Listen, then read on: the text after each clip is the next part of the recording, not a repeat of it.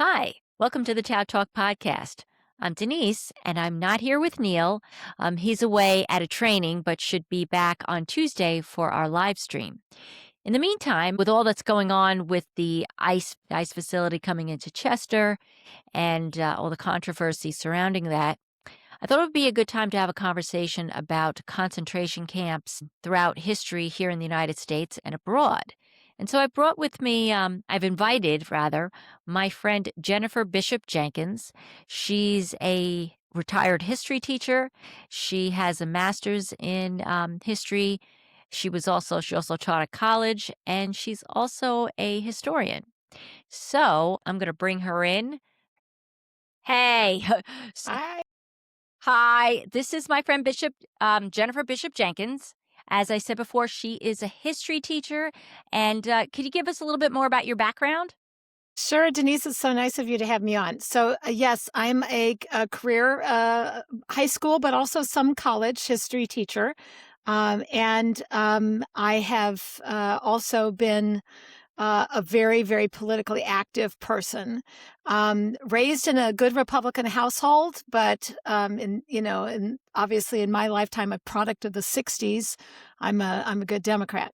So, and it is really, really important.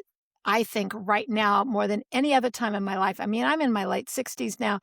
I can't believe how important it is now for people to understand the history that we are living.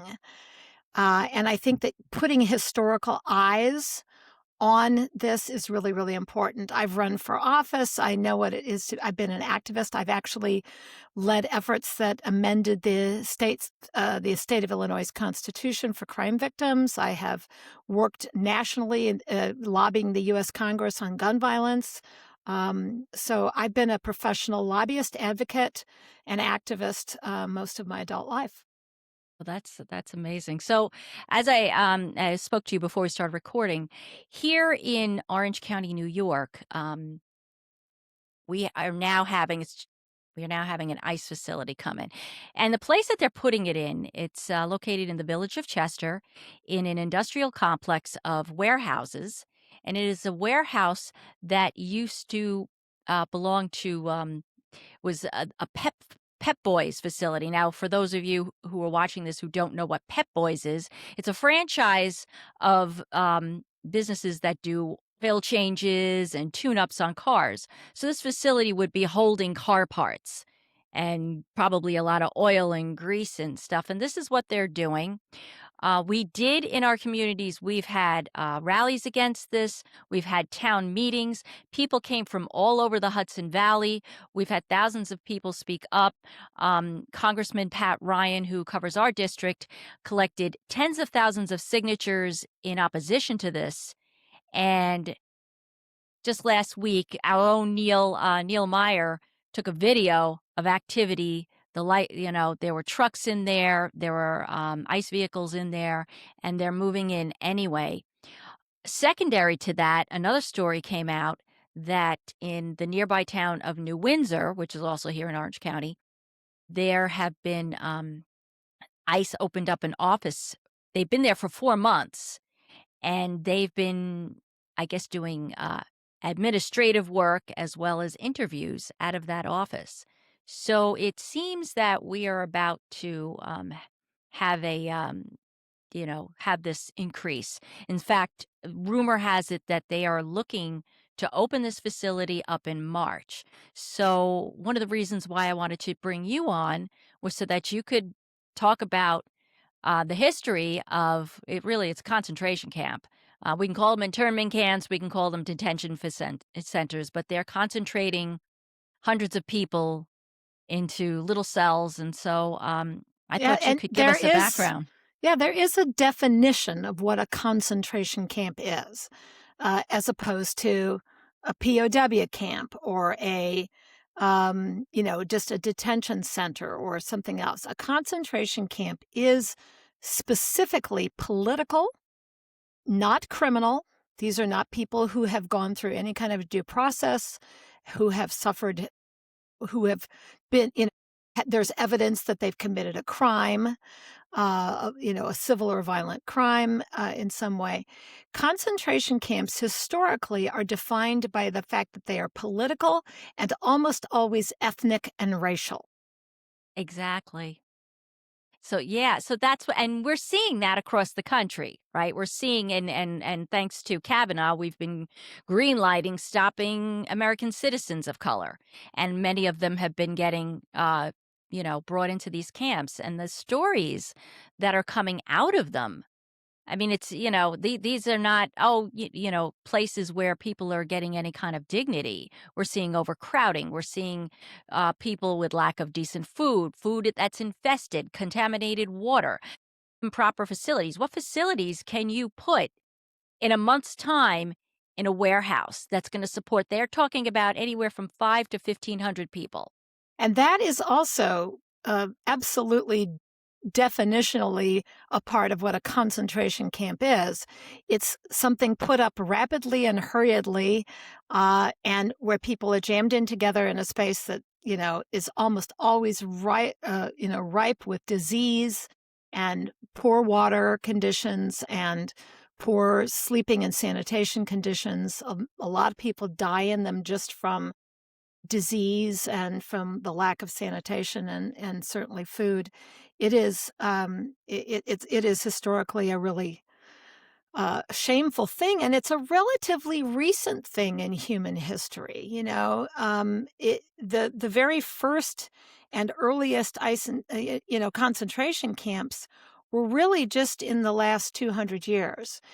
Certainly, we did them to the Native Americans in our own country. But let's start with what we think are the earliest ones, um, which would be like um, 1838. The United States Army rounded up the Cherokee Indians in the Southeast, and then kept them in horrible, inadequate conditions. Many died. Then there was what they called the Trail of Tears, where they forcibly relocated them to Oklahoma. We've had other countries do them in other places. The country of Spain did it to the Cubans in 1838. They had something called a reconcentradas, which is their 1868 to 1878. In Cuba, they had huge, huge detentions of Cubans. You had camps that the Americans imposed on the Philippines, 1899 to 1902. And also during those same years, 1899 to 1902, Britain in South Africa rounded up the Boers, who were the Dutch that had settled South Africa. Okay.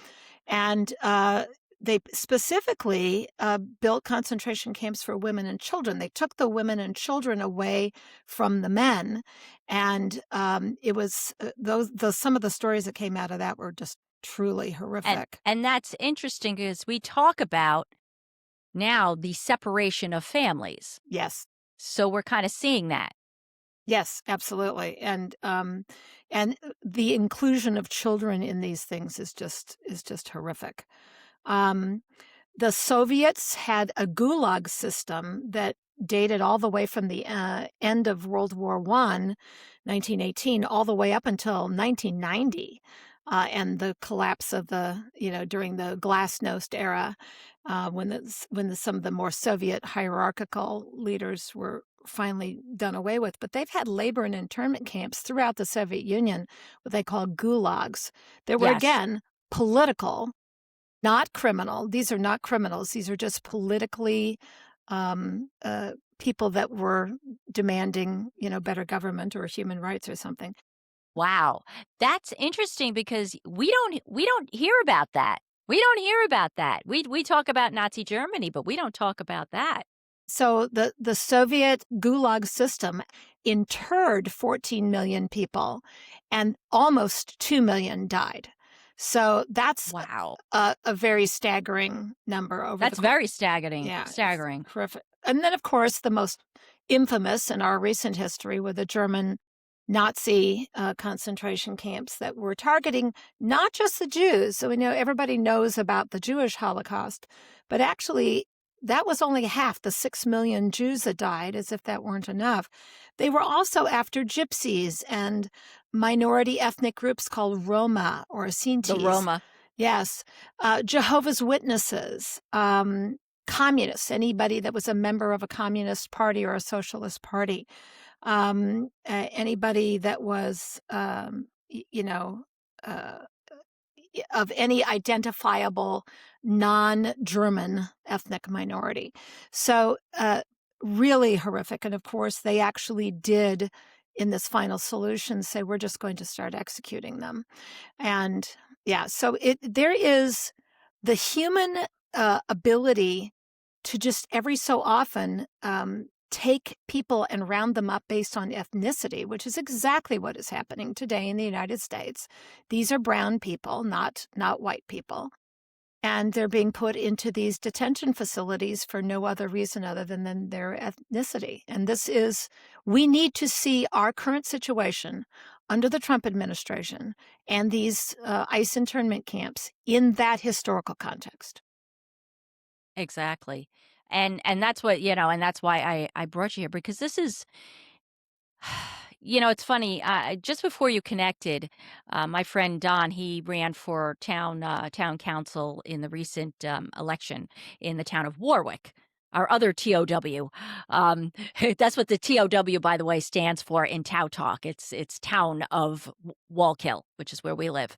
And, he was pointing to, the fact that he was being called out because he was referring to these detention facilities as concentration camps. And he said his response was, "That's exactly what they are. They They are. are." And he literally just described what you said. They are political camps where they gather people up for political reasons. And interestingly enough, I also heard online today and in the last couple of days that um, DHS has, in fact, is trying to subpoena records of people online who are talking out against ICE, who are saying things against ICE in an effort to identify people who are anti-ICE or people who don't approve of the Trump administration as as um as terrorists. Right? We're terrorists for speaking. And this goes against the attack on free speech. Absolutely. And also, if you look at the polling numbers, which are very, very clear, people of both political parties, frankly, this isn't just a Democratic thing, vast majority of Americans, very, very significant percentage, 80%. I can't even remember. The numbers were really high, but like, well over half the country, well over two-thirds probably of the Two country thirds. that is saying in polling data that they are absolutely against this. And so Yes. this is not a popular thing that he's doing. And you know, I can only He's pretty hope that we much can speak out against it enough to get them to stop.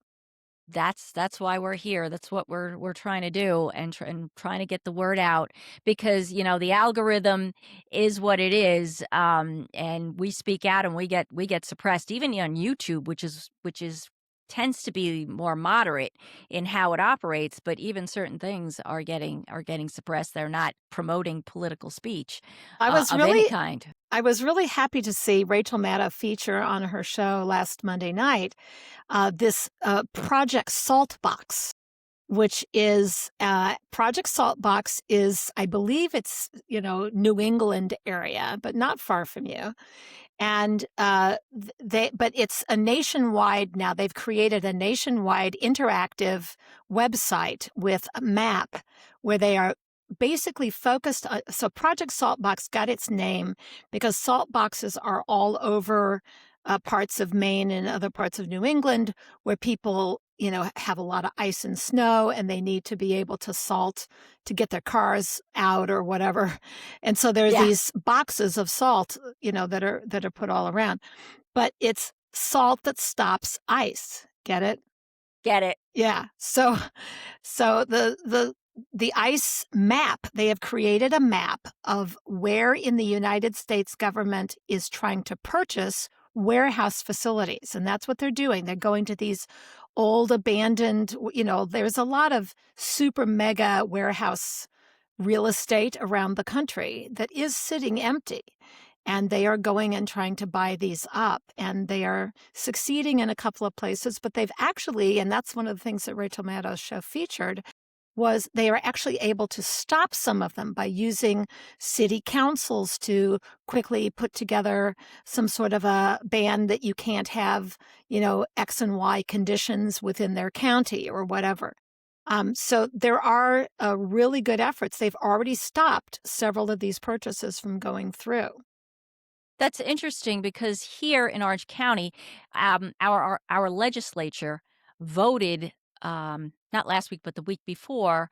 They kind of did sort of a memorialization. It wasn't really any kind of legislation, but they all unilaterally voted, and we are 10 Democrats and 11 Republicans with a Democrat chairperson unilaterally against having this facility come in, and a week later, they're doing it. Um, so that's really Is it concerning. Oh, go is ahead. is there anything that they can do to follow the model of some of these other places that have succeeded in actually, rather than just memorializing or just making an honorary statement in support or in opposition, but to actually change zoning laws, for example? And I think and Neil is, who unfortunately could not be here today. My buddy Neil here is a former town councilman for the town of Wallkill, for 8 years. And he now works as a comptroller for the town of Chester. So he's in that community. There's a town of Chester, and then within the town of Chester is the village of Chester, and the warehouse is within the district of the village. So he's very much aware of what is happening. And the way he said is that it has to be the towns and the villages that have to zone things because they're the ones that handle your municipality is your zoning boards. And I'm not sure what happened within the village. Um, it doesn't seem like they tried to do anything here. Um, but also our executive, he's Republican. Yeah, he's claimed to have denounced it, but I don't know. I don't know what's happening there. So our county, Orange County, now New York is typically a blue state, but we have a lot of up in the rural area, we have a lot of red counties, Of course. Yeah. and Orange is one of them. Even though we have an incredibly diverse culture here. I mean, right, my neighbors are white, black, brown. We have an Indian family down the street. My next door neighbor is a mixed couple, and my husband is Jewish. My last name is Cohen. So we are a very very mixed community, and unfortunately we've had a lot of Republican and a lot of MAGA support. I mean, a lot of I you know what I do for a living, and so I'm driving around communities and all through the, election, a lot of MAGA flags, although a lot of them are gone.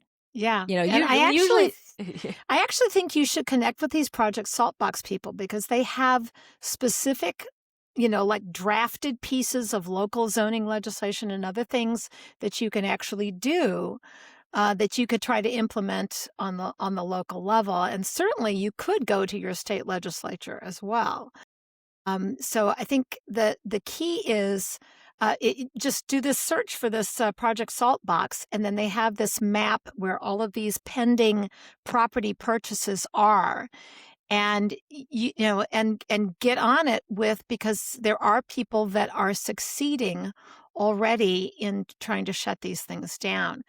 And you can, once you get people locally to understand that this isn't going to be good for their economy, it isn't really going to benefit them in any way. There's no local benefit um, for it. it looks like it's on Substack. I found it. I did, They so have I've a got it Substack, here. but they also have just a regular interactive map. I'm trying to see if I can see the website for it. Then there's a Facebook, Oh, and it's a tinyurl.com/ice warehouse tracker. okay. url.com/ice warehouse tracker. Okay, I'll make sure to put And that, that's the map. and that's the map that shows you where they're Yeah, trying the to. where they're trying to buy factories and warehouses, empty warehouses. So, talk a little bit more because about the warehouse, because not the warehouses, about these concentration camps, because we did this ourselves Yep, during World War II right, and with so regard to I'm gonna Japan, the yeah, to the Japanese. Japanese, and I have to tell you, this is I'm gonna get a little personal here. How many of you know Star Trek, my favorite TV show? You and me, we're We're trekkers. Trekkies, yeah. And I had the very, very great privilege of meeting Mr. George Takei, who played Lieutenant Sulu on Star Trek. And I don't think a lot of people know this about Mr. Takei, who is still alive and with us in his 80s and very, very vital in this issue. But he was actually a 5-year-old Japanese internment camp victim. His family was Really? rounded up, and when he was 5 years old, he lived for years in a Japanese internment camp. Years. They forcibly relocated him. It was a short couple of years, but yeah, it was during the war. And what he did was, first of all, I'm gonna tell you a good thing that came out of it. A good thing that came out of it is that he got behind the creation of a Broadway musical show that ran in New York City, and that is a very powerful show. It's also been made into a movie that of the Broadway production that is being used in schools and education and in Holocaust awareness education.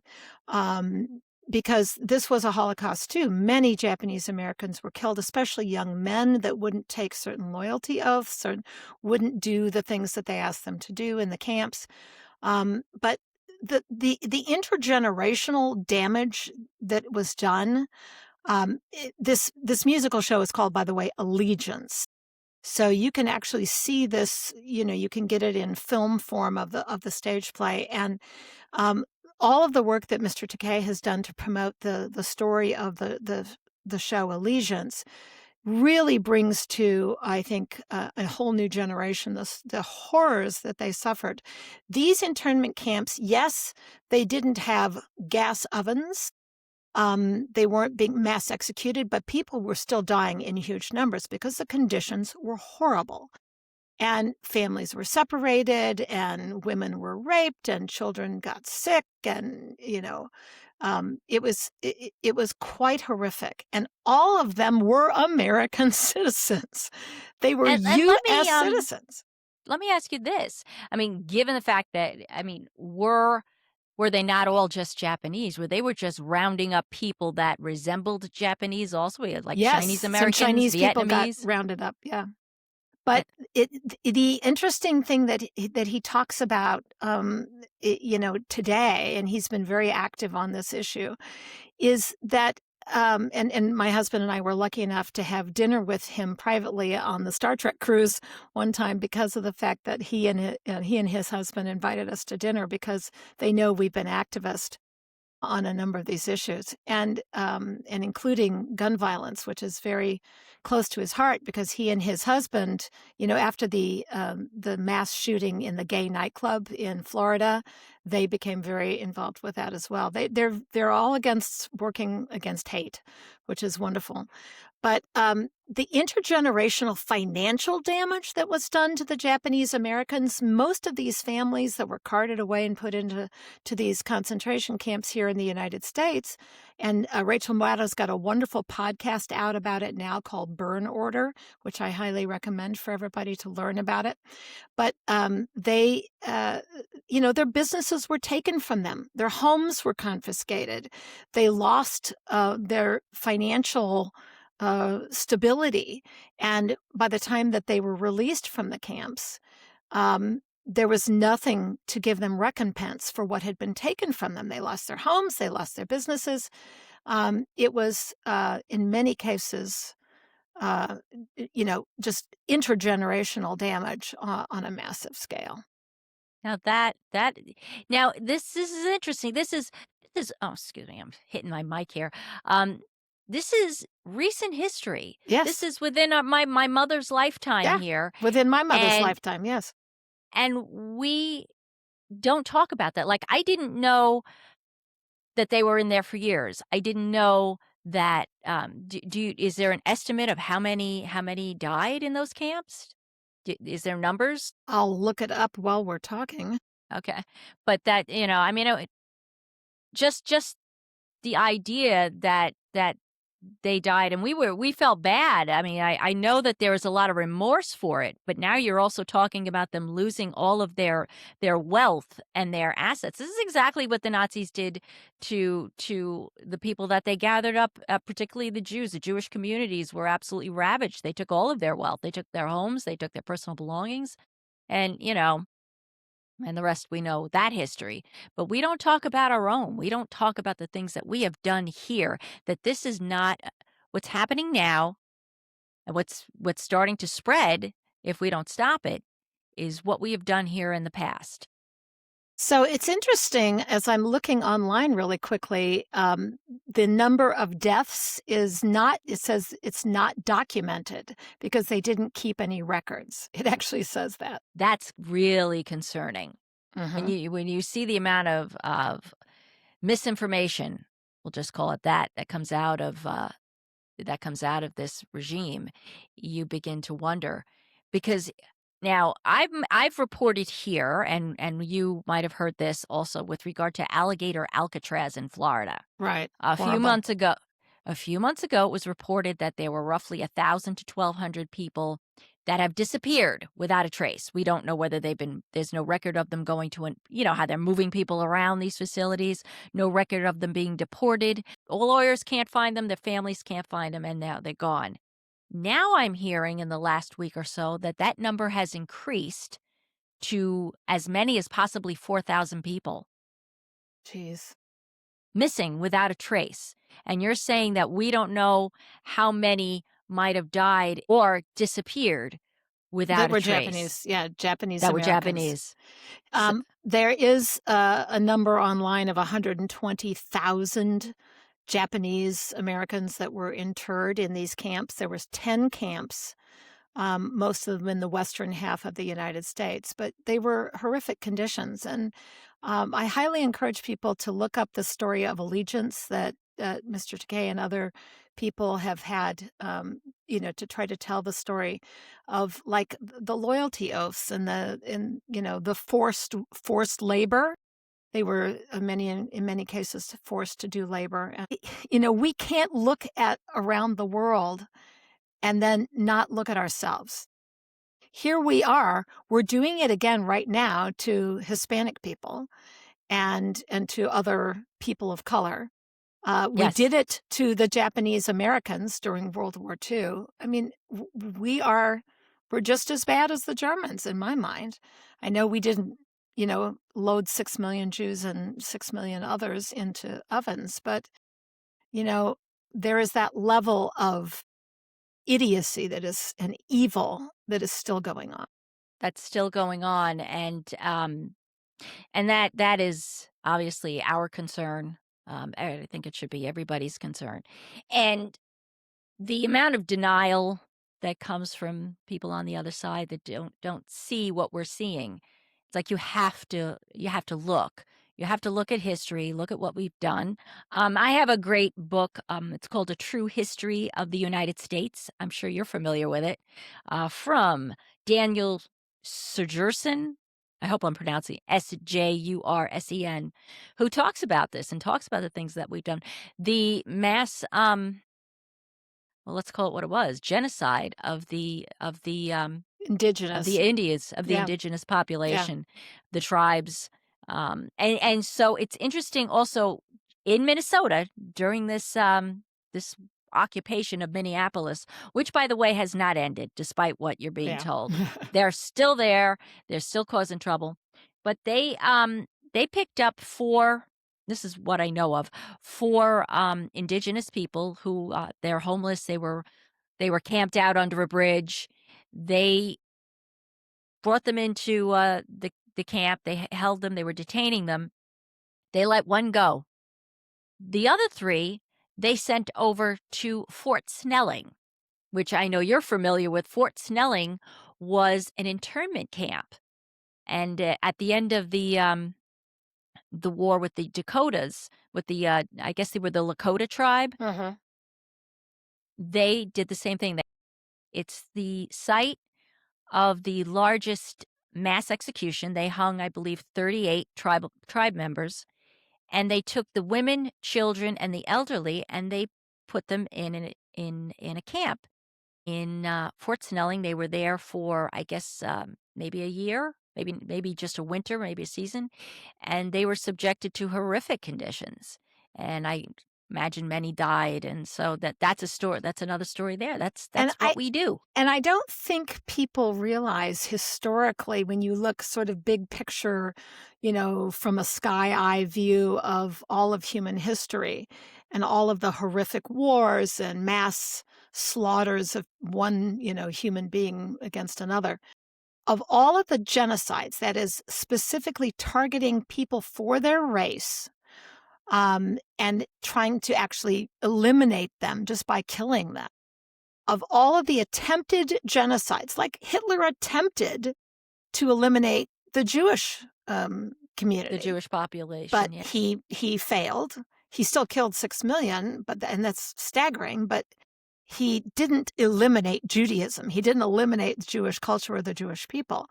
Um, but the Native Americans, the number one, if you want to use this term, is successful genocide. The number one most successful genocide, that is looking at the numbers of a race of people that existed prior to the genocide, and then how many of them are left at the end of it. We Americans are guilty of the largest, most successful genocide in terms of a percentage of a race wiped out in human history. We wiped out more Native Americans than any other attempt at a genocide to eliminate a race of people. There are whole tribes that no longer exist. Correct. Yeah. Yeah. That is horrific, We need to and own that. We need yes, to we own do. that in our identity. Yeah, that's so folks, this is where we're at, and so, do we really wanna go through this again? Do we really I don't I maybe you do, but I follow Heather Cox Richardson. I love her. I love her too, and shortly after the terrible shooting of, Alex Preddy, she said this, and I'm gonna repeat it again, and I'm paraphrasing, but she said, "Right now, this is the moment that you can no longer say, 'Oh, I didn't know this was gonna happen. I didn't know that this was going on.' We're telling you. We're telling you this is going on." And just as a perfect example, that it's that this is not about undocumented immigrants. The vast majority of people, it's even been reported with Newsmax, that the vast majority of people have no criminal backgrounds and do have or had some form of documentation, a work permit, temporary protected status, asylum status, a refugee status, right? Even green cards. We have, and they're still being gathered up and they're not being removed. They're being held for months and months on end. If the goal is to deport them, why aren't you doing it? Why do you need a network of, now it's looking like a couple of hundred of these facilities across the country, these concentration camps across the country, if you're removing them? What is happening? What is happening if you're not moving them? And you're grabbing now everybody. Even a month ago, 2 months ago, they said they were going to start looking at the 55 million immigrants who are here legally and start looking at their statuses. What is happening here I is think it not. really Oh, go is. ahead. I think the fear is the point. Yes. I think the authoritarian grab of power to try to instill fear, I believe that this is, that's the point. I mean, you've got people in the alligator Alcatraz, for example, that you mentioned, that are drinking, that the only water they were given to drink was out of the toilet.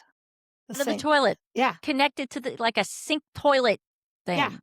You can't, that's like a one-way ticket to what is it, dysentery? Is that Yes. what they happens on the ships, and they all Yes. get sick and they all get, I Yeah. mean, that's awful, and they say that that place floods every time it rains. There's a heavy rain and the place is Because it's flooding, and it's located in a swamp. What do you expect? You know, so the point is that our Constitution and our laws, both in the structure of our Constitution and in specific application of it in legislation, all are very, very clear. You don't have to be a citizen to be entitled to due process. You just have to be here physically. If on you our are soil. if you are here physically on our soil in the United States of America, you are entitled to due process, which means you cannot be held or detained without a court appearance, without evidence against you, without a reason for your arrest, without a process by which you can then try to, you know, step by step work out whether or not this interment is legit.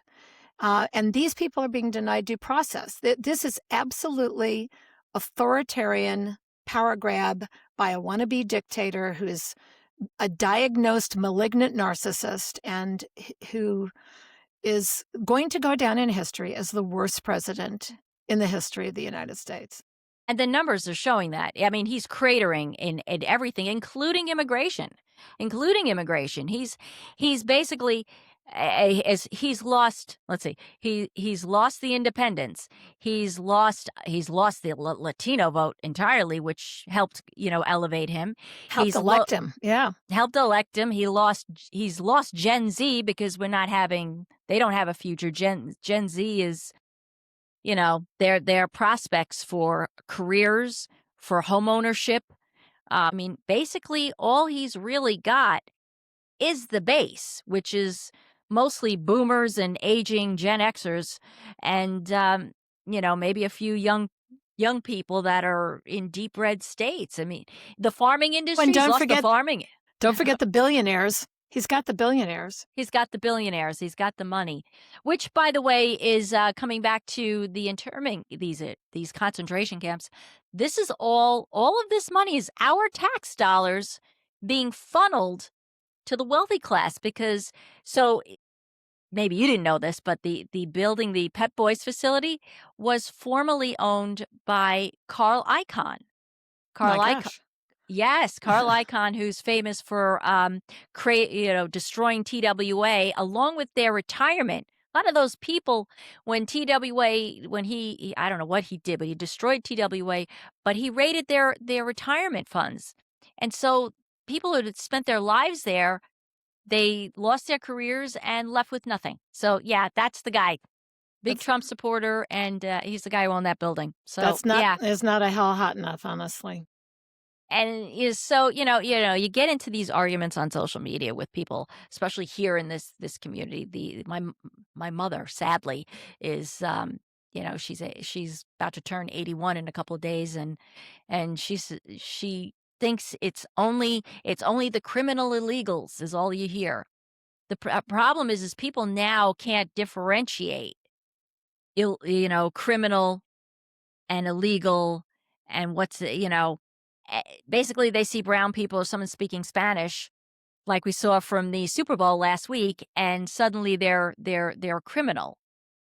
And that comes from propaganda. That Yes. comes from propaganda and what they're doing to kind of smooth this over for the base to accept.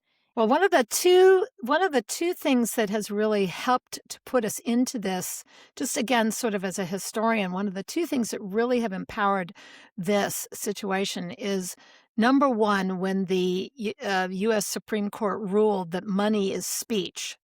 And as soon as in that Citizens United, as soon as they gave that, that power, basically that opened up unlimited amounts of money, that's when things have started to go bad. And then the other thing that really has damaged us historically, just within your and my lifetime, is the elimination of the fairness doctrine in Oh, broadcast yes. media.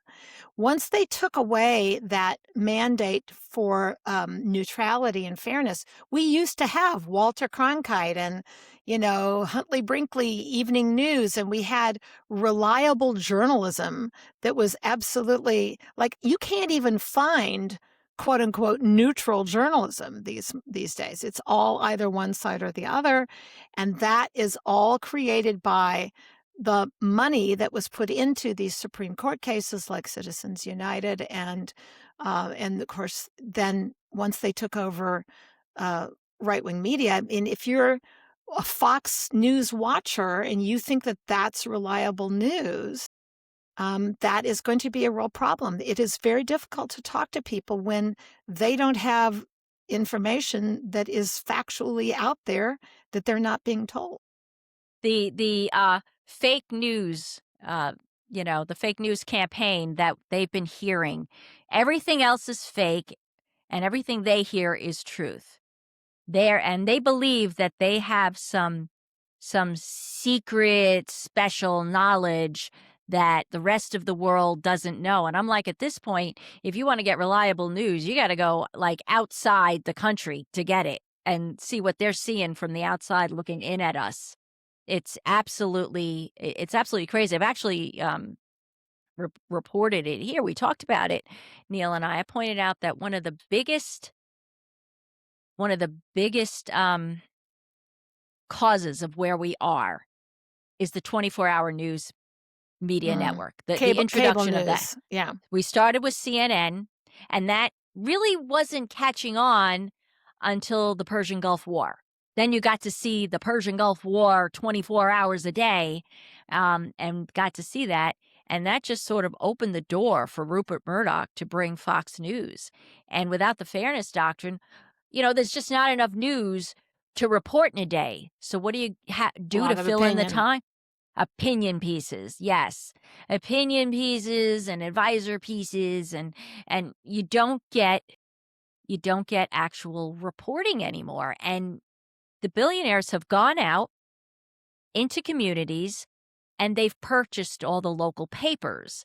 They've taken control of local news stations. You don't have local news anymore. So, unless you There unless is you hear about it some, from but your it's neighbor. yeah, there's not much. I mean, I faithfully watch MS Now. As a historian, I am looking for a critical voice, a voice in the news media that is willing to be critical of the powers that be. And certainly MS Now is that source. They do have opinion on there. They always have it in discussions and they'll sit around and they'll say, this is just our opinion. But they also are reporting factually and they are citing their sources and they're using good journalism and they're talking about this has been documented. We don't know this yet. We do know this. They're very fact based. And I think that you can also rely on, some of the major newspapers are still pretty good at, although this latest development with the Washington Post is really discouraging. It's very disturbing. It's very disturbing. Another crack towards the media. They don't want to take any chances of any honest reporting coming out. And I So do they're listen to European news sources a lot too. I will say this, and for those that watch this, I use Ground News. We Huh? are not an affiliate. So I don't have a special code, but you can check. Midas Touch has a code, and a few other ones have a code for Ground News, so you can get the 40% off. But I think you'll get it anyway. But what they'll do is they'll take the headlines of the day, whatever they are, and they sort of put it together, all the news sources, and they break it down according to what is fact based, what is not based, what is more right leaning, what is more left leaning, what is more centrist, what is a more neutral view. And so you can look at all the articles all at once, and you can kind of hopefully get a more balanced view of the reporting that you're getting. Because I'm telling you, if you're a Fox News acolyte, you are not seeing what we're seeing. What we're Correct. seeing. Another thing is you have to look at this is the reason why they took TikTok. They took TikTok because TikTok was reporting the real happening on the ground. People, just individuals with their phones showing you this is what's happening. This is what's happening in Minneapolis. This is what happened in LA. This is what's happening in Gaza. And so they took control of that. There is another TikTok-like app that's, it's actually started by a Palestinian, so there's a lot of Palestinian information, but it's growing in popularity in America. It's called Up Scrolled, and so we can go there. You're not gonna get the, you're not gonna get the bias, you're not gonna get the suppression, you're not gonna get the algorithm stuff that holds our voices back. So that's a place that some of us are starting to go. Oh, there's Blue Sky. I know there's a lot of issues with Blue Sky because people don't find it as user friendly, but It's a lot shorter, of it mandates shorter posts, but it's actually, one of the freest places that you can get information. It's a good community. I think it's a small community. When you're up against Truth Social rants from the president of the United States, who apparently isn't sleeping, and that explains a lot because he's up all night with these tirades that are it's just crazy. I I I can't wait for somebody to publish the history book that's just filled with his Truth Social rants, and this is him that is doing it. This is not some staffer that is doing his social media for him. This I is hi know. this is him in the middle of the night. Yes. I it's just it is absolutely insane what he did with that terrible video, with that racist video Oh, with yeah. Obama and his wife. I Yeah. mean, that was I brought this up on our live stream last week. I said, there was a lot of outrage, as there should be. It was a racist post. It was absolute. It was horrible to Oh, for yeah. one It president it to was do the that lowest moment, I think, of in American presidential history. that I've ever seen. And yet, these same Republicans that spoke out, which I'm glad they did, are still silent on Epstein, still silent on Oh, the yes. sexual abuse of children. And now, I mean, the stuff that's come out, I've looked at some of the stuff on the files, is terrible. It's interesting to note that a lot of those people are big donors to this regime and are seriously involved. I mean, it's like all tied together in some strange way. I mean, my God, QAnon had some things right. Yes, QAnon did, unfortunately. QAnon had to, yeah, Just the unfortunately, wrong party. They had it aimed at the wrong party, that's all. yeah, it's well, that was, it was used as a means of gaining of gaining influence over a population of people, and it worked. And I think that little by little, that population is reconciling with the reality that well, there's there we still have Clinton in there. I'm not going to trust Ghislaine Maxwell's position on it, but there's people in there, and it's mostly people with incredible power, incredible Exactly. money and power. And they are the ones that own a lot of these warehouses that are being converted into facilities. Like there's this horrible connection between the wealthiest class of people in the world, not just the country, but the world, and they're sort of meddling to control the populations in countries. We're seeing this rise in other countries as well as here. I really think that, one of the most, encouraging things in these dark times, and these are dark times, but the encouragement that I get from participating in some of the mass protests and, the last No Kings rally that had 7 million Americans taking to the streets. And there's going to be another No Kings in the near future. There's also the protests that people are turning out. It's just like being back in the 1960s again. I'm really enjoying it. But it's so empowering, and we are winning. And this is the thing, I don't want people to lose hope. We can defeat these internment camps in concentration camps inside our own country by being creative and by pushing locally to stop the sales of these warehouses, use that salt box interactive map, and get on there and find out if there's a warehouse that's trying to be bought near you by ICE, and It can be stopped through local ordinances, through massive outcry to elected officials. Most elected officials stay that are local stay much closer to their constituents than, say, does somebody at the national level. You can really make a difference if you have 100, 200 people calling a local elected official saying, look, stop the sale of this warehouse until we have hearings on this, until we can do something about this. And really, this is working. They've already stopped several of them, and they can stop more. And we are making a difference. We're winning this. It just means we have to keep working at it. We have slowed him down. Now we just have to get rid of some of his loyalists in the cabinet, shall we say? And we gotta stay on the ground and keep fighting to make our way to the midterms, and we gotta make it too big to rig. Make it Correct. too And we need to also consider the fact that we want to focus on candidates, both locally and nationally, who are not backed by PAC money. Right. But those are the corporate people, because we're seeing this in our government with Chuck the Schmuck, the Schumer seems to be who's softballing a lot of the things that are happening when they should be standing up and fighting to completely defund ICE. This needs to be stripped down. We didn't have it. It's a newer agency that was Right. created out of the war on terror. And again, we criticized Bush back then for profiling people, and that was happening. So, it was happening to a degree back then.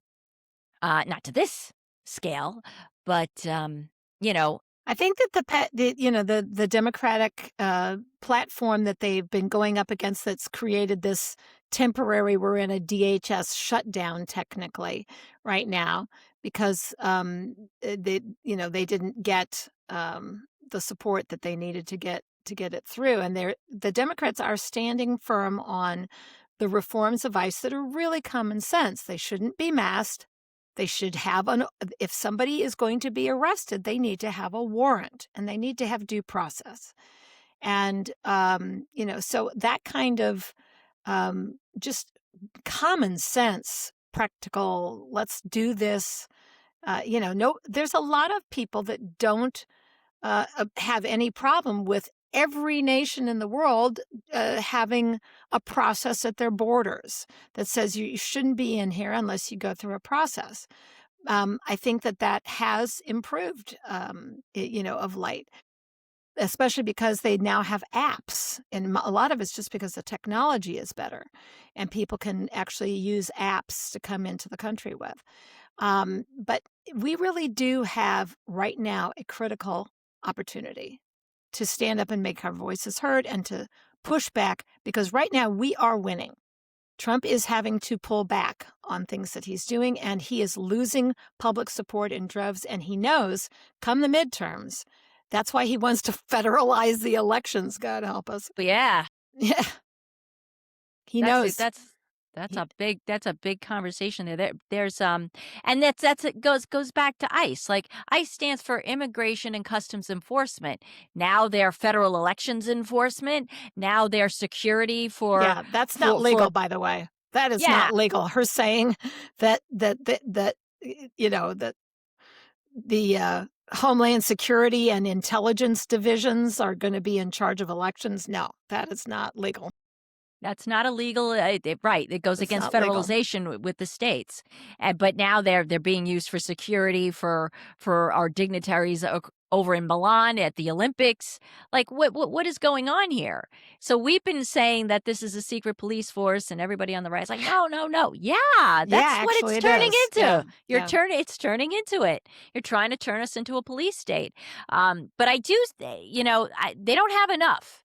They're not getting they're not getting the people. They're not coming out and interviewing, as much. I think here in Orange County, unfortunately, there is a lot of pro-Trump people here who would probably just run at the job that show up to go and, bang heads in this community, um, but not as many as you may think. And it's still woefully unpopular, and some people are leaving. And they're not helping themselves because I understand they're not paying people.